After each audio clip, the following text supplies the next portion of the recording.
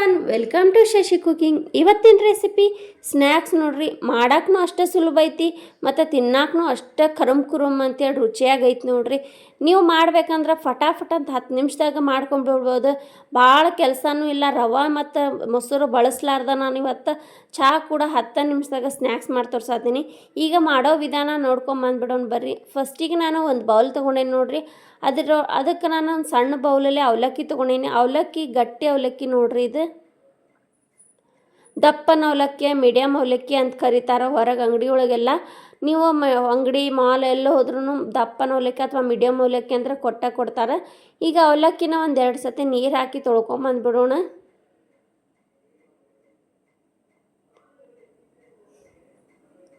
ಈಗ ನೀರೆಲ್ಲ ಬಸದ ತೊಗೊಂಬರ್ತೇನೆ ನೋಡ್ರಿ. ನಾನು ಇದನ್ನು ಜಾಸ್ತಿ ನೀರು ಹಾಕಿ ನೆನೆಸಿಡ್ಬಾರ್ದ್ರಿ. ಈಗ ಒಂದು ಸ್ವಲ್ಪ ಚುಮುಕ್ ಹೊಡೆದು ಇಟ್ಟರೆ ಅವು ಒಂದು ಸ್ವಲ್ಪ ಹೂವು ಅಳ್ದಂಗೆ ಅಳ್ತಾವೆ ನೋಡ್ರಿ ಅವಲಕ್ಕಿ. ಈಗ ಇದನ್ನು ಸೈಡ್ ಇಟ್ಕೊಂಡ್ಬಿಡ್ತೇನೆ ನೋಡ್ರಿ. ಆಲೂಗಡ್ಡೆ ತೊಗೊಂಡೇನಿ ನೋಡ್ರಿ. ನಾ ಒಂದು 3 ಆಲೂಗಡ್ಡೆ ತೊಗೊಂಡೇನಿ. ಸಣ್ಣ ಇರೋದಕ್ಕೆ ನಾ 3 ತೊಗೊಂಡೇನಿ. ನಿಮ್ಮ ಮನೆಯೊಳಗೆ ಏನಾರ ದೊಡ್ಡದಿದ್ರೆ 1 ತೊಗೋರಿ. ಈಗ ಅದ್ರ ಮ್ಯಾಗಿನ ಸಿಪ್ಪೆ ಎಲ್ಲ ತೊಗೊಂಬಿಡೋಣ್ರಿ ಆಲೂಗಡ್ಡೆ ಮ್ಯಾಗಿಂದ. ಮತ್ತು ಅದಕ್ಕೆ ಮುಂಚೆ ಯಾರೆಲ್ಲ ಶಶಿ ಕುಕಿಂಗ್ ಚಾನಲ್ಗೆ ಸಬ್ಸ್ಕ್ರೈಬ್ ಮಾಡಿಲ್ಲ ಪ್ಲೀಸ್ ಎಲ್ಲರೂ ಸಬ್ಸ್ಕ್ರೈಬ್ ಮಾಡಿರಿ. ಅದ್ರ ಬಾಜುಕ್ಕೆ ಬೆಲ್ಲ ಕರ್ತಿತ್ತು, ಅದನ್ನು ಒತ್ತಿದ್ರೆ ವಿಡಿಯೋ ಮಾಡಿದ್ದು ಫಸ್ಟ್ ನೀವೇ ನೋಡ್ಬೋದು ನೋಡ್ರಿ. ಹೊಸ ವಿಡಿಯೋ ಮಾಡಿಬಿಡ್ತಿರ್ತೇನೆ ನಾನು ಇದೇ ಥರ ನೋಡ್ರಿ. ಅದ್ರ ಮ್ಯಾಗಿನ ಸಿಪ್ಪಿ ಎಲ್ಲ ಆಲೂಗಡ್ಡೆ 3 ಹಂಗೆ ತಕ್ಕೊಂಬಂದೆ. ಈಗ ಅವನ್ನ ಸಣ್ಣ ಹೋಳು ಮಾಡ್ಕೊಂಬಿಡೋಣ್ರಿ. ಯಾರಿಗೆಲ್ಲ ವಿಡಿಯೋ ಇಷ್ಟ ಆಯ್ತು ಅವರು ಒಂದು ಲೈಕ್ ಶೇರ್ ಕಮೆಂಟ್ ಮಾಡೋದು ಮಾತ್ರ ಮರಿಬೇಡ್ರಿ. ನೀವು ಲೈಕ್ ಶೇರ್ ಮಾಡೋದ್ರಿಂದ ನಮ್ಗೆ ಇನ್ನೂ ಸಪೋರ್ಟ್ ಮಾಡ್ದಂಗೆ ಆಗ್ತೈತಿ. ಇನ್ನೂ ನಾವು ಹೆಚ್ಚು ವಿಡಿಯೋ ಮಾಡೋಕ್ಕೆ ಪ್ರೋತ್ಸಾಹ ಸಿಗ್ತೈತಿ ನೋಡ್ರಿ. ಈಗ ಈ ಆಲೂಗಡ್ಡೆ ಹೋಳು ಈ ರೀತಿ ಹೆಚ್ಕೊಂಬಂದೆ ನೋಡ್ರಿ, 3 ಆಲೂಗಡ್ಡೆನೂ. ಈಗ ಇದು ಆಲೂಗಡ್ಡೆ ಸಣ್ಣ ಹೋಳು ತೆಗೆದು ಸೈಡ್ ಇಟ್ಕೊಂಡ್ಬಿಡ್ತೀನಿ. ನಾನು ಆಗಳ ಅವಲಕ್ಕಿ ನೆನೆಸಿಟ್ಟಿದ್ನೆಲ್ಲ ಅದನ್ನು ತೊಗೋತೇನೆ ನೋಡ್ರಿ. ಎಷ್ಟು ಚಲೋ ಅಳ್ಳ್ಯಾವಲ್ಲ, ಹೂವು ಅಳ್ದಂಗೆ. ಇದು ನಮ್ಗೆ ಅವಲಕ್ಕಿ ನೀರು ಇರಬಾರ್ದ್ರಿ. ಯಾಕಂದ್ರೆ ನೀರು ಇದ್ಬಿಟ್ರೆ ಅದು ಹಿಟ್ಟು ಮಾಡ್ತೀವಲ್ಲ ನಾವು, ಅದು ಪೂರ್ತಿ ಅಳ್ಳಕ್ಕಾಗ್ಬಿಡ್ತಂದ್ರೆ ಎಣ್ಣೆ ಹಿಡಿತೈತಿ. ಹಾಗಾಗಿ ನಾನು ಈ ರೀತಿ ಉದುರಾಗಿ ಮಾಡ್ಕೊಂಡೇನಿ ನೋಡ್ರಿ ಅವಲಕ್ಕಿ. ಈಗ ಒಂದು ಮಿಕ್ಸಿ ಜಾರ್ ತೊಗೊತೀನಿ, ಅದ್ರೊಳಗೆ ಹಾಕ್ಕೋತೀವಿ ನೋಡ್ರಿ ಅವಲಕ್ಕಿ ಎಲ್ಲ. ಆಮೇಲೆ ಆಲೂಗಡ್ಡೆ ಕಟ್ ಮಾಡಿ ಇಟ್ಕೊಂಡಿದ್ನೆಲ್ಲ ಸಿಪ್ಪಿ ತೆಗೆದು ಅದನ್ನು ಹಾಕೋತೀನಿ. ಅದಕ್ಕೊಂದು ಸ್ವಲ್ಪ ನೀರು ಹಾಕ್ಕೊಂಡು ರುಬ್ಕೊಂಬಿಡೋಣ್ರಿ.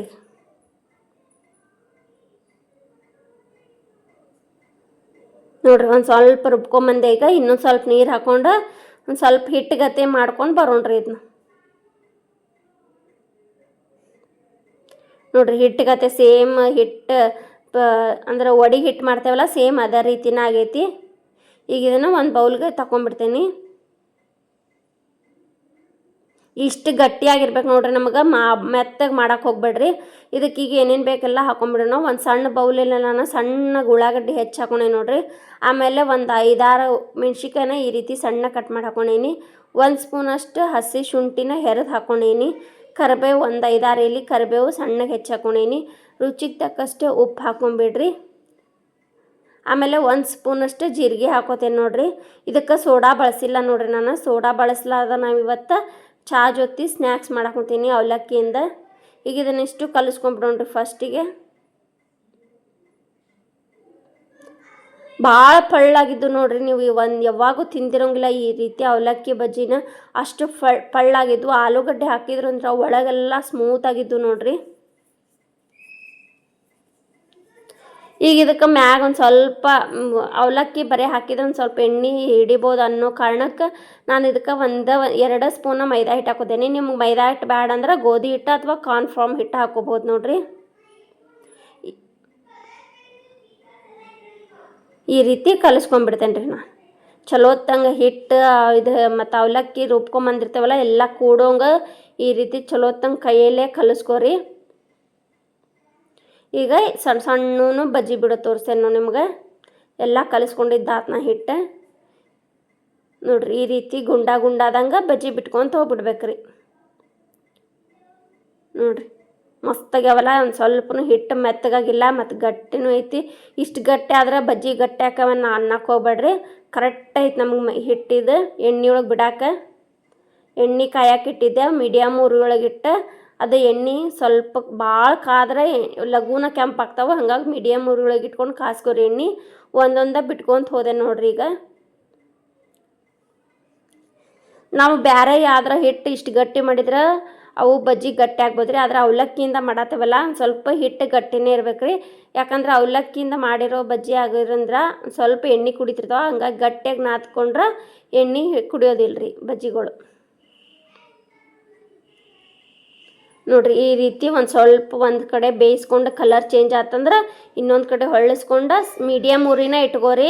ಆಮೇಲೆ ಬೇಕಂದ್ರೆ ಲಾಸ್ಟಿಗೆ ಒಂದು ಸ್ವಲ್ಪ ಕಲರ್ಗೋಸ್ಕರ ಉರಿನ ಜೋರು ಮಾಡ್ಕೋಬೋದು ರೀ.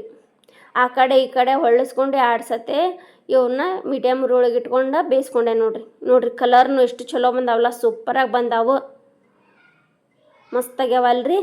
ನೀವು ಇದೇ ರೀತಿ ಮಾಡ್ಕೊತೀನ್ರಿ. ಹೆಂಗಾಗ್ಯಾವ ಅಂತೇಳಿ ಕಮೆಂಟ್ ಮಾಡೋದು ಮಾತ್ರ ಮರಿಬೇಡ್ರಿ. ಅಷ್ಟು ಕರುಮ್ ಅಂತ ನೋಡ್ರಿ ಸಪ್ಪಳ. ನಿಮಗೆ ಈಗ ತೋರಿಸಿದ್ನೆಲ್ಲ ಹಾಕಿ ಅಷ್ಟು ಕರುಮ್ ಅಂತ ನೋಡ್ರಿ. ಬಾಯಿ ಒಳಗೂ ಅಷ್ಟು ಹಗರದಾವು, ಮಾಡಾಕ್ನು ಈಸಿ ಐತಿ. ಈಗ ಚಾ ಜೊತೆ ಮಾಡ್ಕೊತೀನ್ರಿ. ಹೆಂಗಾಗವಂತೆ ಕಮೆಂಟ್ ಮಾಡಿ ಹೇಳ್ರಿ. ಮತ್ತು ಇದೇ ರೀತಿ ಹೊಸ ವಿಡಿಯೋ ನೋಡೋಕೆ ಸಪೋರ್ಟ್ ಮಾಡಿರಿ, ಸಬ್ಸ್ಕ್ರೈಬ್ ಮಾಡಿರಿ. ನೋಡಿರಿ ಹಿಡಿದ್ರನ್ನ ಪಳ್ ಅಂತೇಳಿ ಸೌಂಡ್ ಬರ್ತಾವೆ, ಅಷ್ಟು ಚಲೋ ಆಗ್ಯಾವ, ಒಳಗೂ ಸ್ಮೂತ್ ಆಗ್ಯಾವ. ವಿಡಿಯೋ ನೋಡಿದ್ರೆ ಥ್ಯಾಂಕ್ ಯು ಫಾರ್ ವಾಚಿಂಗ್. ಧನ್ಯವಾದಗಳು.